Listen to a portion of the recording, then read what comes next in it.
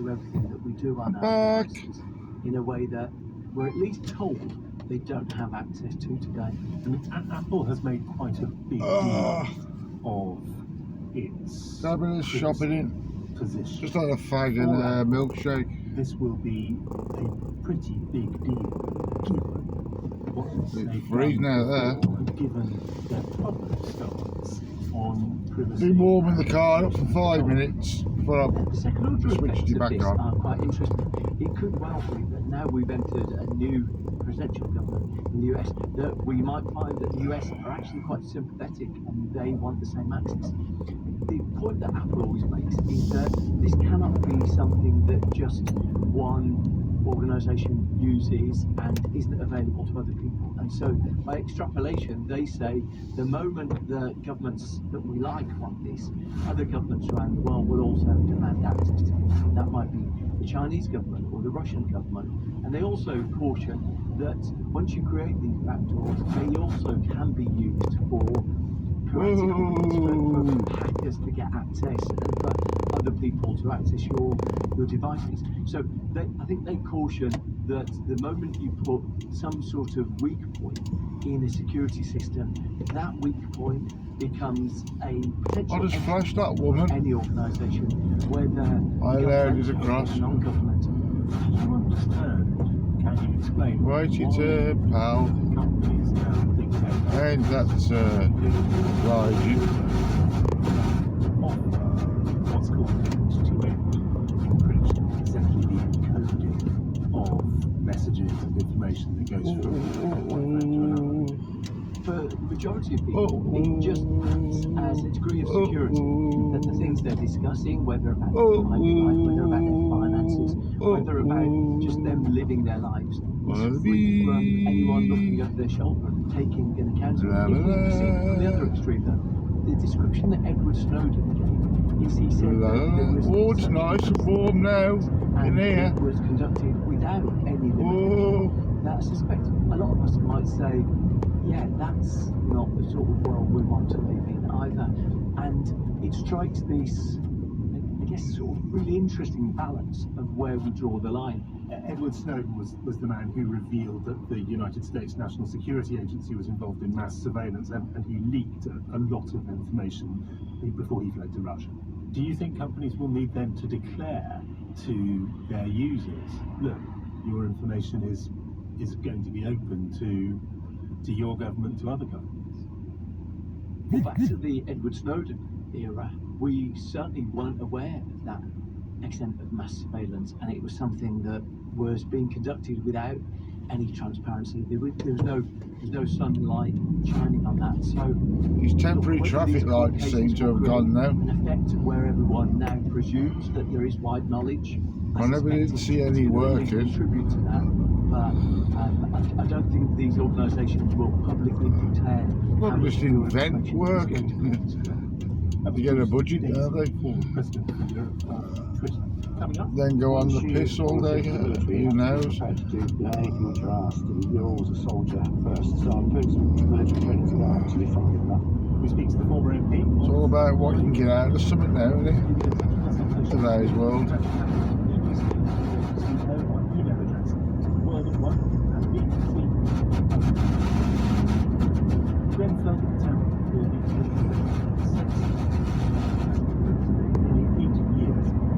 Say this road's alright when it's got them stupid temporary lights up.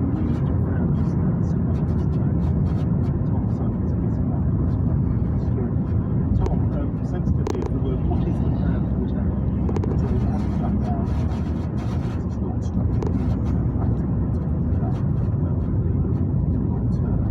And so the plan is for 2 years within the wrapping that's already on the town, probably some more wrapping as well, to bring it down piece by piece. So not demolish it, not knocking it down, not tearing it down, but piece by piece. This is a place where 72 people or a number of people have died, and also there is an environmental risk from a building that has been involved in such a fire. And I think the difficulty for the government is that that's technically difficult. But also Oh, did I speak too soon? community. And I think Angela Rayner's statement this lunchtime sets out all the different balancing concerns that she's had to look at. Some, she said, see Grenfell Tower as a symbol of all they lost. Some see it as a presence that ensures the tragedy is never forgotten and acts as a reminder for the need for justice and accountability. Some see it every day, and it's a painful reminder of their losses.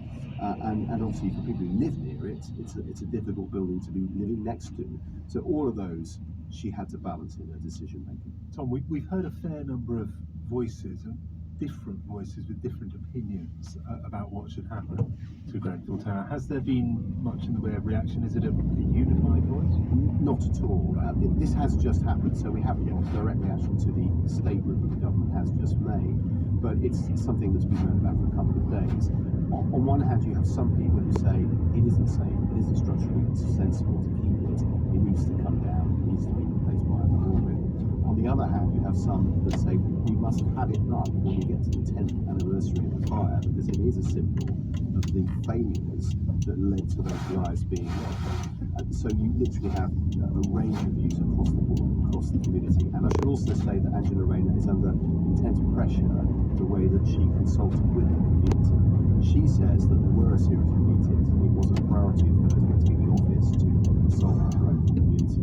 But at least one of the groups involved, Grenfell United, say they feel that hasn't been done well enough, and that a lot of people feel they haven't been asked their views. But briefly, Tom, Nice empty car park.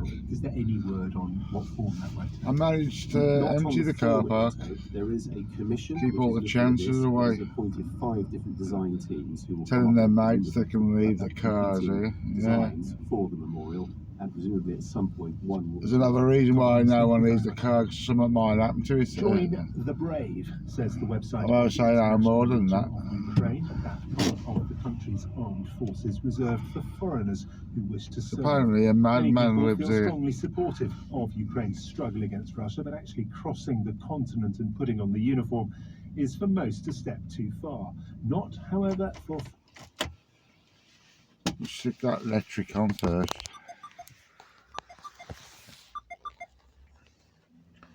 Let's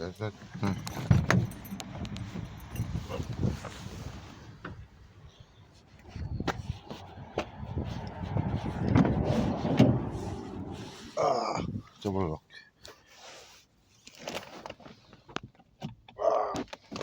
Just had one of these again. A hot dog and a hot dog and a chicken sandwich. I like them porridge things, I do. Milk, few bickies and that.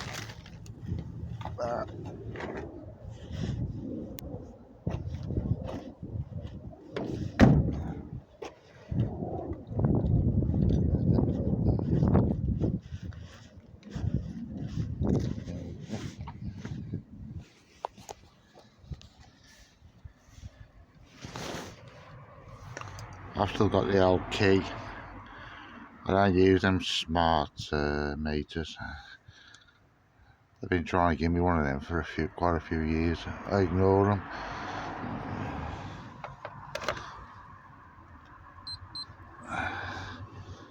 Because they're not obligatory. They just try and bully you or con you into having one. Yeah, you can see where the Jemmy bar was chucked in there, forced down. See, that's the line there. See the line, the natural line of them.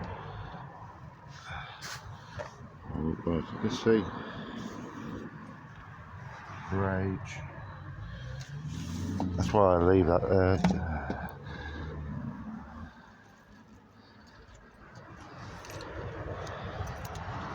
Narcissistic injury. Tantrum by a 65-year-old man.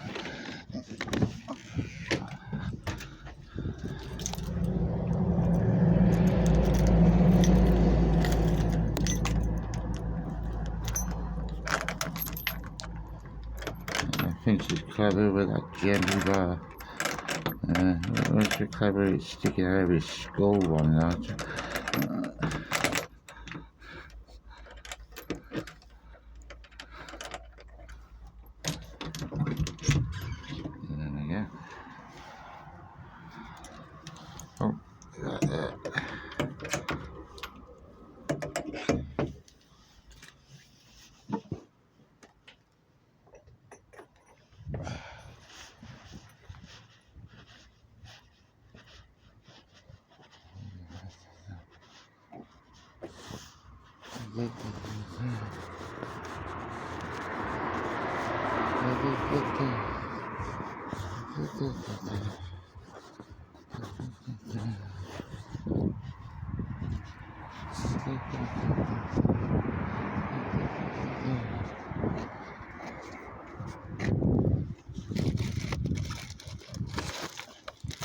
Freezing out here.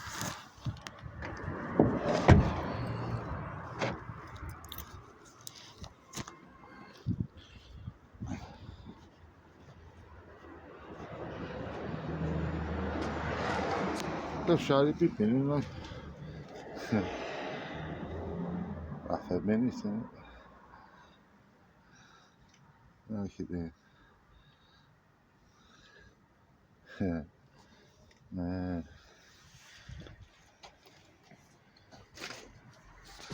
Well, the one way to skin a cat.